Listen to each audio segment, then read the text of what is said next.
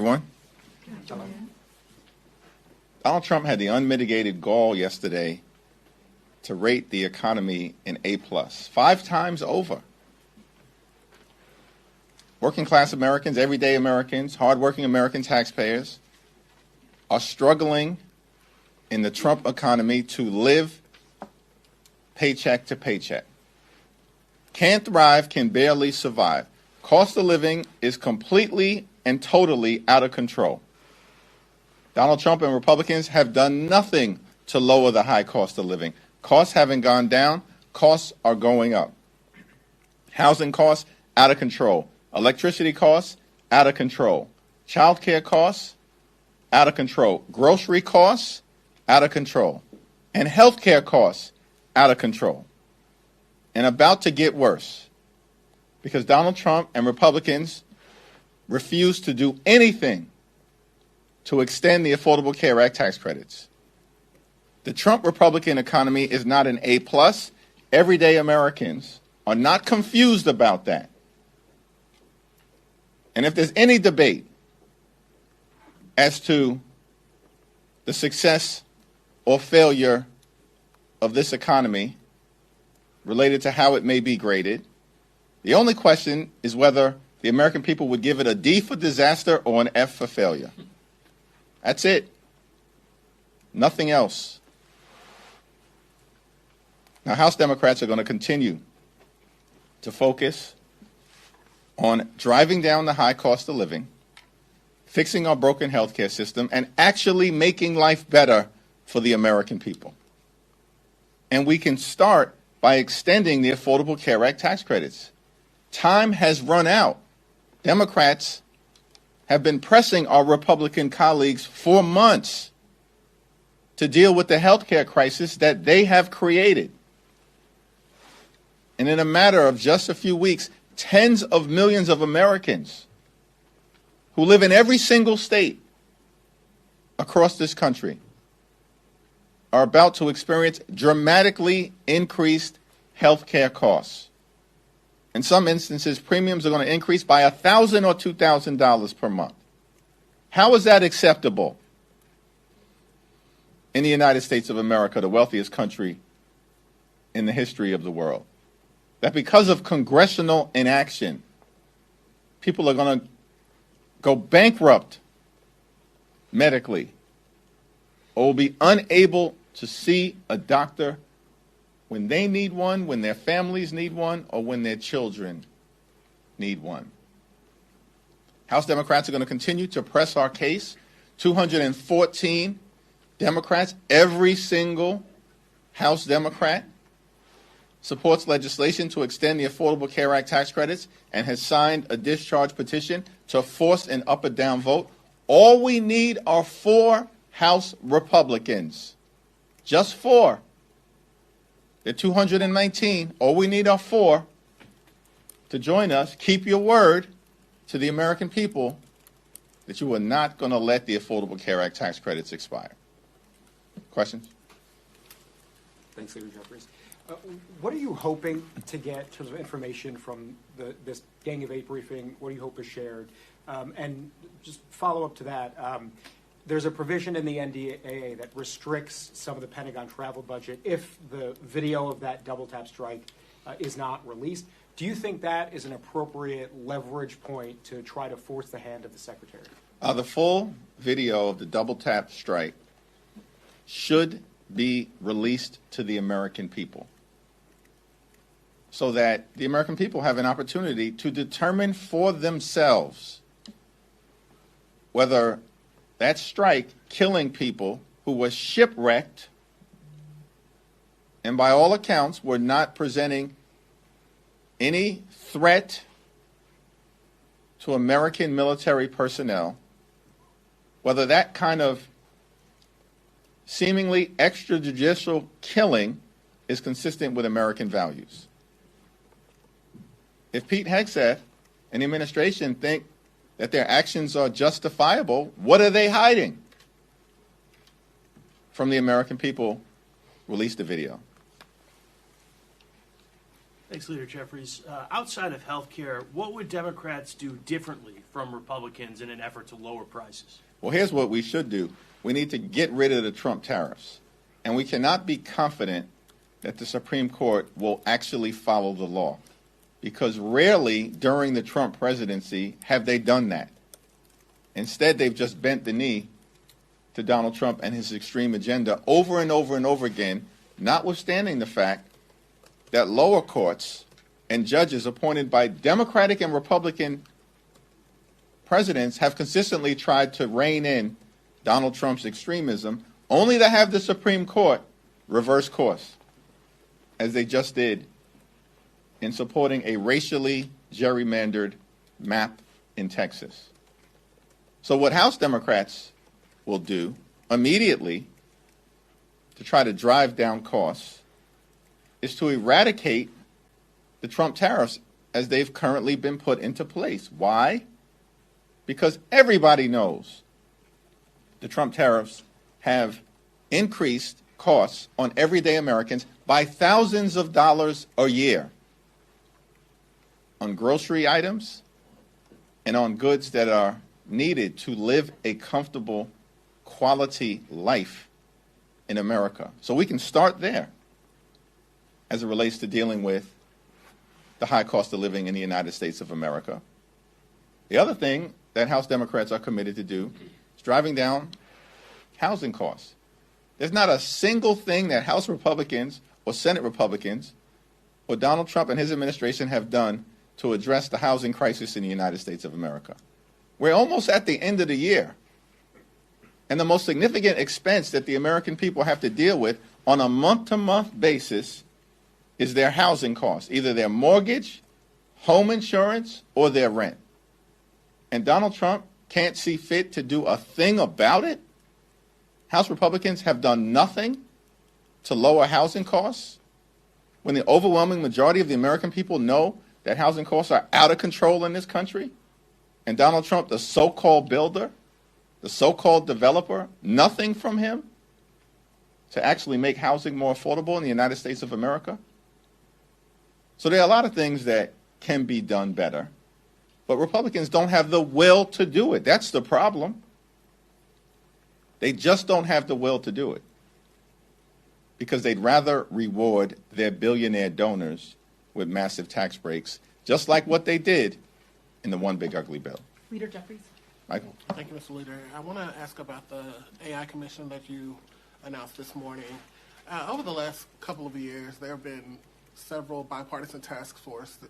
There have been reports on AI. I'm curious first, what makes this different than the other previous commission's task forces reports on AI? And also, I spoke to a few, experts and scholars and academics about AI, and some of them are concerned that AI is going to follow the same road as social media, that Congress is still grappling with trying to figure out how to regulate social media 15, 20 years down the road and have yet to do so meaningfully.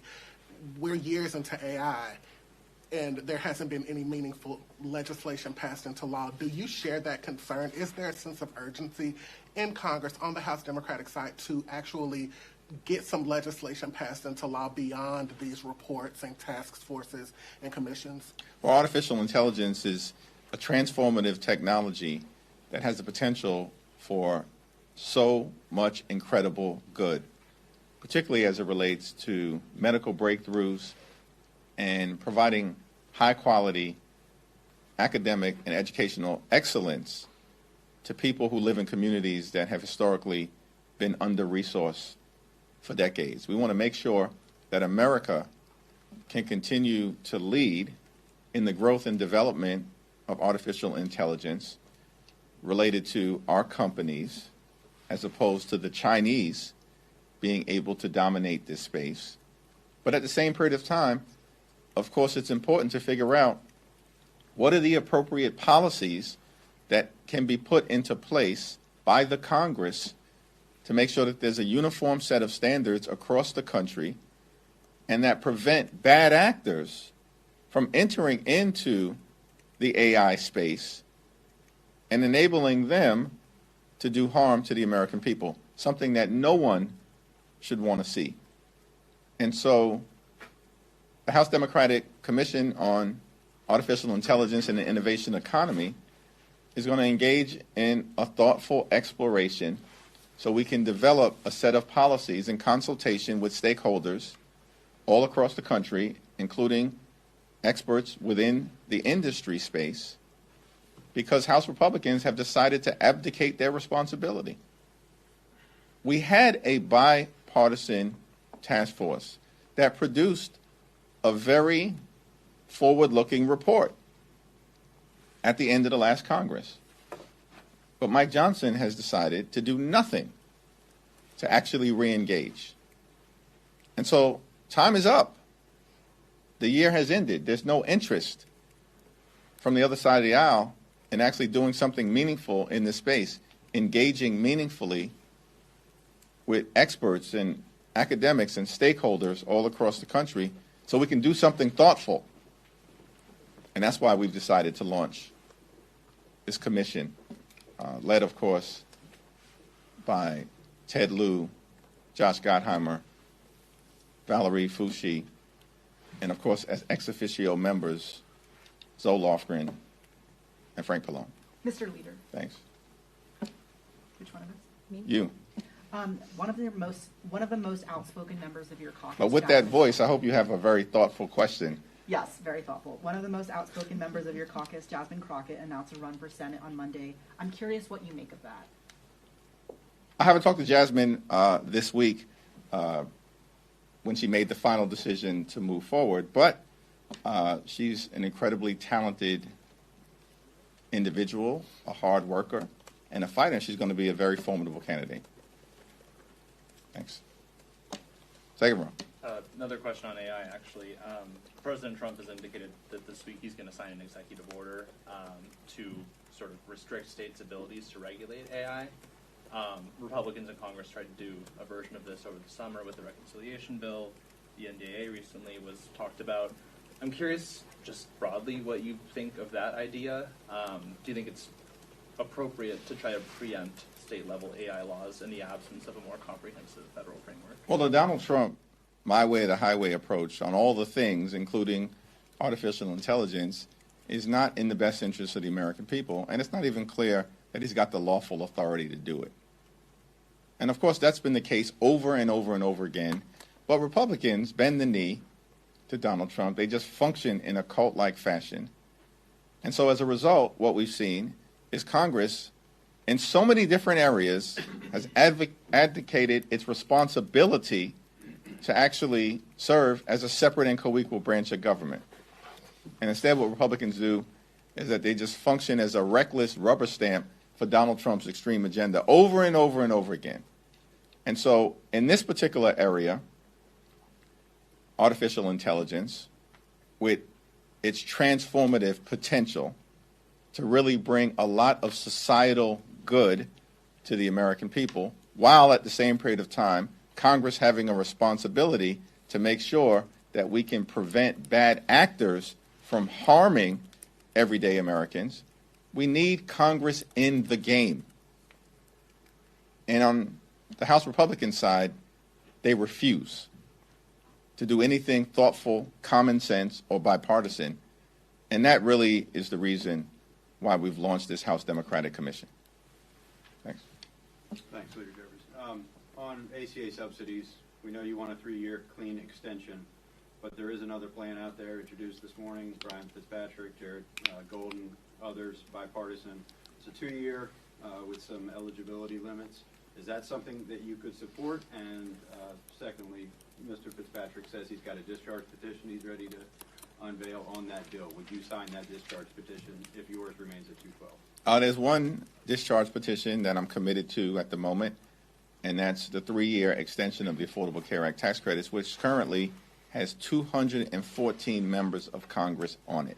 So all we need are 4 Republicans to join us. I haven't had an opportunity to review the legislation being put forth by Representative Fitzpatrick and Representative Golden. Of course, I'll take a look at it to see if there's anything meaningful there as it relates to a path to getting something done. But many of my Republican colleagues talk a lot, but they don't produce anything. And we saw this consistently during the One Big Ugly Bill debate. These very same Republicans, in many instances, were the ones who were saying under no circumstances were they going to cut Medicaid. And then almost every single one of them, with the exception of Representative Fitzpatrick and Representative Massey, every single one of them, other than those two, voted to enact the largest cut to Medicaid in American history. And in the same bill, they ripped $186 billion away from SNAP. These people literally stole food from the mouths of hungry children, seniors, and veterans, and all of this was done so they can enact massive tax breaks for their billionaire donors. And then they made those permanent.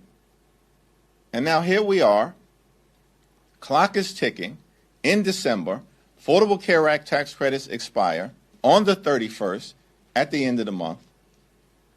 And bills are still being introduced now? Listen, the most meaningful path forward, clearly, is for just a handful of Republicans to join us in the House and for just a handful of Senate Republicans to vote in the next day or so on the bill that will be on the Senate floor that will extend the Affordable Care Act tax credit, so that tens of millions of people, including in dozens of Republican-controlled states, don't have their health care snatched away from them because it becomes unaffordable. Thank you, Mr. Leader. Two quick questions. One, as Democrats look to retake the majority in both chambers, are you planning to make an endorsement in the Texas Senate race? And two, yesterday, Congresswoman Crockett said that she won't need to win all the Trump voters in order to win the Texas Senate race. And given that state is dominantly red, would you say that it's vital that any candidate projects their message across the board to every single voter in order to win the state? Well, I think I'm obviously focused on the House, not the Senate, and we're only 3 seats short of taking back the majority, and we are going to take the majority back in the next Congress. The Republicans have been a disaster. They're totally on the run. They failed the American people. The cost of living is out of control. Democrats are the only group of people in this town and across the country actually interested in dealing with the affordability crisis. That's where our focus will continue to be. Donald Trump and Republicans don't even think that there is an affordability crisis. I mean, Donald Trump had the nerve to call it a hoax and a scam. Think about that. This guy just regularly lies to the American people. The same person who ran on affordability last year when he was trying to convince the American people to vote for him, and even said along with Republicans that they were going to lower the cost of living on day one, now says there is no affordability crisis. To me, that's what the American people are concerned about. Which party is actually committed to making their life better? That would be us, Democrats, as demonstrated last month in the off-year elections all across the country, which is why Democrats decisively won up and down the ballot. In terms of what's happening in Texas in the Senate race, before anyone gets to the general election, obviously there's going to be a competitive primary, and so we'll see what happens during the first Tuesday in March. Do you think any endorsement from you might add fuel to that fire and help get a win? We're still in the process of working through the House battlefield, so I've got no visibility into what we might do at any point into the future relative to the Senate. At the moment, we'll leave that to Chuck Schumer and the crew over there. You got it. You? Me. Yeah. We'll go you, and then we'll go to you. How's that work? If Republicans try to pass the NDAA on suspension, will Democrats provide enough votes for that to pass, and how will you vote? Well, that's still going to be evaluated. We have a leadership meeting today at 5:15. Then we have a steering and policy meeting where we'll have that discussion at 6, and then we'll have a caucus meeting tomorrow where we'll hear a presentation about the NDAA as well as differing perspectives that might exist as to whether the bill has gone far enough at this particular moment to merit overwhelming support from the House Democratic Caucus. That remains to be seen. I wanted to ask about Congressman Henry Cuellar. Now that he's been pardoned by President Trump, do you think it's appropriate for him to be brought back into the fold, to be given his appropriations title back? It's my expectation, consistent with the rule that exists relative to this very issue, and as has been the case in past practice, that he would be restored to the ranking member subcommittee position that he's previously held. And it's my understanding that the Appropriations Committee on the Democratic side will be meeting to take that business up in short order. Congressman Luna last night accused you of blocking her stock ban discharge petition. She said that you're stonewalling. Any comment or reaction to that? Here's the interesting thing. I've never had a conversation with her. Know nothing about her commitment to this issue. And if she wants to lay out a path forward on this stock ban issue where she parachuted in to the middle of it, she has not been part of the bipartisan conversations that have been ongoing, led on our side by Seth Magaziner, Representative Ocasio-Cortez, and Representative Pramila Jayapal, along with Joe Morelli, has not been part of those conversations. They've been led by Chip Roy. She parachutes into this situation. Nobody fully understands her intention.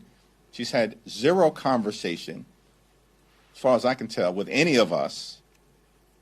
And so she's just shooting off at the mouth, as she always does. She's undermining her own credibility and position. If she wants to have a conversation, find me on the floor.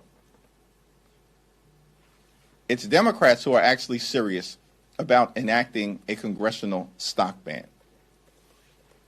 And we're committed to using every tool available to make sure that this happens. Why doesn't Representative Anna Paulina Luna go talk to the Deputy Speaker, Mike Johnson? He's the one that a few days ago said her discharge petition was dead on arrival. See, when she runs off at the mouth, she loses all credibility. Talk to your own team. We're committed to this effort on the House Democratic side. And as a matter of fact, if she's interested in dealing with corruption, do something about the active ongoing crime scene coming out of 1600 Pennsylvania Avenue. The most corrupt administration in American history, and it's not even close. And we don't hear a peep from her or any of her colleagues about even extending the stock ban to the executive branch, to Donald Trump, to J.D. Vance, or perhaps even to the Supreme Court. So we're committed to this issue as Democrats. We want to make it happen. The only open question about whether we're going to move forward and deal with this aspect of cleaning up corruption in this town, a congressional stock ban, is whether Republicans have the will to partner with us in a bipartisan way. Thank you, everyone.